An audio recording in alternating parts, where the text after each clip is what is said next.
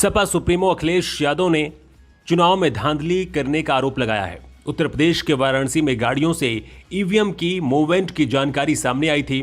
सपा के राष्ट्रीय अध्यक्ष अखिलेश यादव ने इस मुद्दे को उठाते हुए बीजेपी को घेरा है।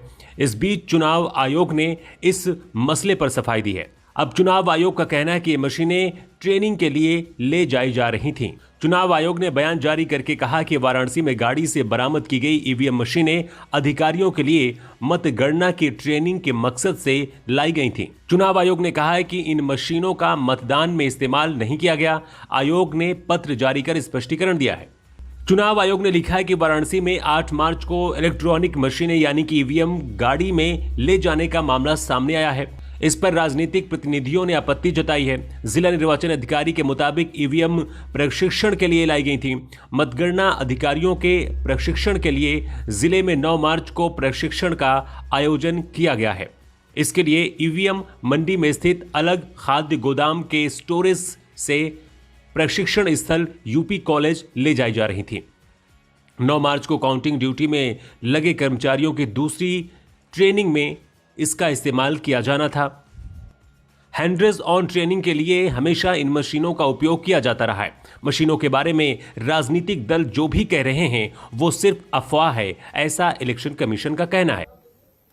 47 सीटें ऐसी हैं पिछले चुनाव की जहां पर 5000 वोट के कम फासले से भारतीय जनता पार्टी जीती है।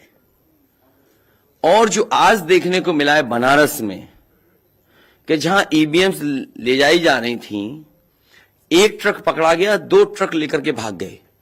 अगर सरकार चोरी नहीं कर रही थी, ये वोट की चोरी जो नहीं कर रही थी, तो कम से कम बताए कि एक गाड़ी रोक ली, पकड़ी गई, लाइव है, अभी भी हम लाइव देख सकते हैं।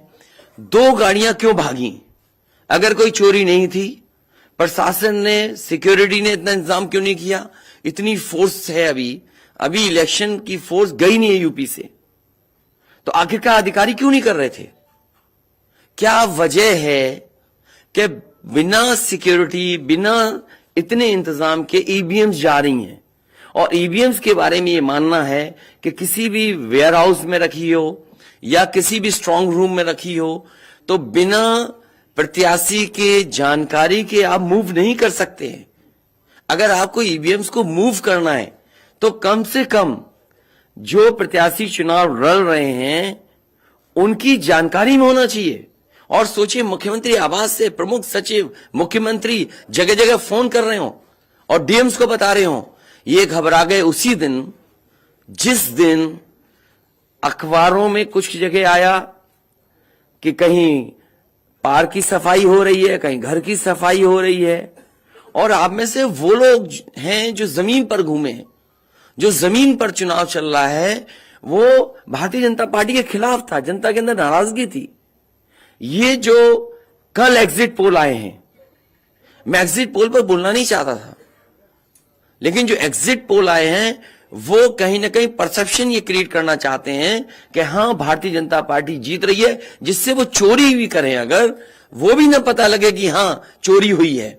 सपा प्रमुख अखिलेश यादव ने कहा था कि चुनाव में धांधली की कोशिश की गई। बनारस में ईवीएम से लदी 3 गाड़ियां पकड़ी गई थीं, 2 गाड़ियां निकल गईं, लेकिन एक को सपा के कार्यकर्ताओं ने पकड़ लिया। समाजवादी पार्टी के प्रदेश अध्यक्ष नरेश उत्तम पटेल ने मुख्य चुनाव आयोग को पत्र लिखकर काउंटिंग के दिन मतगणना स्थल के पास मोबाइल जैमर लगाने की मांग की है। चुनाव आयोग का कहना है कि मतगणना में इस्तेमाल की गई इलेक्ट्रॉनिक मशीनें वोटिंग के बाद स्ट्रांग रूम के अंदर सील बंद रखी है। ये मशीनें केंद्रीय अर्धसैनिक बलों की 3 लेयर सुरक्षा घेरे में सुरक्षित है। ट्रेनिंग के लिए इस्तेमाल की गई मशीनों से इनका कोई लेना देना नहीं है। स्ट्रांग रूम में रखी मशीनें सीसीटीवी की निगरानी में है। सभी राजनीतिक दलों के प्रत्याशियों के प्रतिनिधि सीसीटीवी कवरेज के जरिए मशीनों पर लगातार 24 घंटे 7 दिन निगरानी कर रहे हैं। और उधर उत्तर प्रदेश के बरेली और सोनभद्र में भी काउंटिंग सेंटर के बाहर बैलेट पेपर मिलने के बाद समाजवादी पार्टी के कार्यकर्ताओं ने हंगामा किया है। तो एक के बाद एक उत्तर प्रदेश से इस तरह की खबरें सामने आ रही हैं। बरेली में मतगणना स्थल के बाहर कूड़े की गाड़ी में बैलेट पेपर से भरे 3 बक्से मिले। समाजवादी पार्टी ने मामले की शिकायत चुनाव आयोग से की है और इसे बीजेपी की साजिश बताया है। इधर डीएम का कहना है कि रिटर्निंग ऑफिसर की गलती थी कि उसने चुनाव से जुड़ी सामग्री कूड़े की गाड़ी में भेज दी। उन्होंने ये भी कहा कि जो दोषी होगा उसके खिलाफ कार्रवाई की जाएगी। सोनभद्र में भी काउंटिंग सेंटर के बाहर समाजवादी पार्टी कार्यकर्ताओं ने बैलेट पेपर से भरी 2 सरकारी गाड़ियों को पकड़ा है। इसके बाद एसपी के कार्यकर्ताओं ने हंगामा किया और हंगामे के बाद रिटर्निंग ऑफिसर ने लोगों को बताया कि ये जो बचे हुए बैलेट यूनिट मतपत्रों को वोटिंग खत्म होने के बाद सुरक्षित रखे जाने के लिए गाड़ियों से भिजवाया जा रहा था। तो अलग अलग दलीलें जो हैं वो जरूर दी जा रही हैं, लेकिन यहाँ पर चुनाव आयोग को सख्ती करनी थी। इस तरह की लापरवाहियों की जो खबरें हैं वो एक के बाद एक सामने आ रही हैं। रूस ने यूक्रेन में मानवीय संघर्ष विराम की घोषणा की है। संघर्ष विराम के दौरान युद्धग्रस्त इलाकों में फंसे लोगों को निकाला जा रहा है। ये घोषणा ऐसे समय में हुई है जब देश में बड़ी संख्या में लोग तमाम मुश्किलों का सामना कर सुरक्षा की तलाश में इधर उधर भटक रहे हैं। इसी बीच अमेरिका के राष्ट्रपति जो बाइडेन ने यूक्रेन पर रूस के हमले के जवाब में उसकी अर्थव्यवस्था को और कमजोर करने के इरादे से बड़ी घोषणा की है। अमेरिका ये कदम रूसी अर्थव्यवस्था को गहरी चोट पहुंचाने के लिए कर रहा है। पहले से रूस पर कई तरह के बैन लगा चुके यूएस ने अब रूस के तेल के आयात पर पाबंदी लगाई है। अपने बयान में बाइडेन ने कहा कि हम रूस के गैस, तेल और ऊर्जा के सभी आयातों पर प्रतिबंध लगा रहे हैं। जो बाइडेन ने कहा कि हम इस प्रतिबंध के साथ आगे बढ़ रहे हैं, ये समझते हुए कि हमारे कई यूरोपीय सहयोगी और भागीदार हमारे साथ शामिल होने की स्थिति में नहीं हो सकते हैं। इसके साथ ही राष्ट्रपति ने जानकारी दी कि अमेरिका यूक्रेन को $1 अरब की सैन्य सहायता भेज चुका है। इस खबर के साथ ही कच्चे तेल की कीमतों में तेज उछाल देखने को मिल रहा है। मई कॉन्ट्रैक्ट के लिए ब्रेंट क्रूड $132 प्रति बैरल के पार पहुंच गया है। अमेरिका द्वारा रूस के तेल आयात पर रोक लगाने से कच्चे तेल के दाम में बेतहाशा बढ़ोतरी हो सकती है। रूस के उप प्रधानमंत्री ने धमकी दी है कि कच्चा तेल $300 बैरल के पार कर सकता है।